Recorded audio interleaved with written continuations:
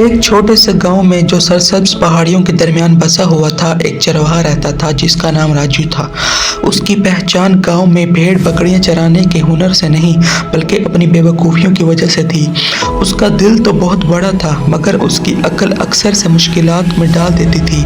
راجو کے پاس 50 بھیڑیں تھیں جن سے وہ بہت محبت کرتا تھا۔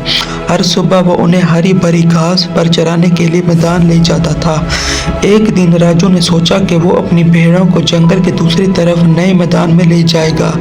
گاؤں والوں نے اسے جنگل کے خطرات سے خبردار کیا مگر راجو نے اپنی معصومیت کے باعث ان کی باتیں نظر انداز کر دیں۔ جب راجو اور اس کی بھیڑیں جنگل میں پہنچے تو وہ جنگل کی خوبصورتی اور پرندوں کی چہچہاہٹ میں کھو گیا۔ وہ اتنا مہو ہو گیا کہ اسے یہ دھیان ہی نہیں رہا کہ اس کی بھیڑیں مختلف سمتوں میں بکھر رہی ہیں۔ جب اس نے ہوش سنبھالا تب تک بہت دیر ہو چکی تھی۔ بھیڑیں پورے جنگل میں بکھر چکی تھیں۔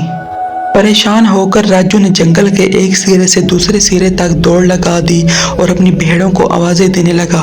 کچھ بھیڑیں جھاڑیوں میں پھنسی ہوئی ملیں، کچھ ندی کے پاس تھیں اور کچھ درختوں کی شاخوں میں الجھی ہوئی تھیں۔ شام تک راجو نے اپنی زیادہ تر بھیڑیں اکٹھی کر لیں مگر ایک بھیڑ ابھی بھی کم تھی۔ اس آخری بھیڑ کو ڈھونڈنے کے لیے راجو نے فیصلہ کیا کہ وہ رات جنگل میں ہی گزارے گا۔ اس نے اپنے آپ کو گرم رکھنے کے لیے ایک چھوٹی سی آگ جلائی اور جاگتا رہا، اس امید میں کہ اسے اپنی گمشدہ بھیڑ کی آواز سنائی دے گی۔ جب وہ اونگنے لگا تو اس نے خواب میں ایک عقل مند بوڑھے چرواہے کو دیکھا جو اسے سمجھا رہا تھا کہ مسائل کو حل کرنے کے لیے دل کی بجائے دماغ کا استعمال کرو۔ اگلی صبح راجو ایک نئی عزم کے ساتھ جاگا۔ وہ ایک لمبے درخت پر چڑھا تاکہ جنگل کا بہتر نظارہ حاصل کر سکے۔ اوپر سے اس نے گمشدہ بھیڑ کو ایک چٹائی کنارے پر پھنسا ہوا دیکھا۔ احتیاط سے راجو اس کنارے تک پہنچا اور بھیڑ کو بچا لیا۔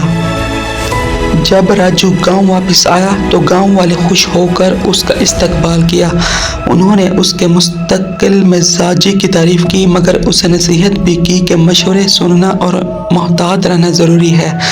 اس دن کے بعد راجو نے اپنی حرکات پر زیادہ غور کرنا شروع کیا۔ اس کی بے وقوفیاں تو ابھی بھی کبھی کبھار ہوتی تھیں مگر اس نے دل اور دماغ کے درمیان توازن سیکھ لیا۔ گاؤں والے اس کی بہتری دیکھ کر اس کی زیادہ عزت کرنے لگے۔ راجو کی کہانی سب کے لیے ایک سبق بن گئی کہ حکمت کی قیمت اور بے وقوفی کے نتائج کیا ہوتے ہیں۔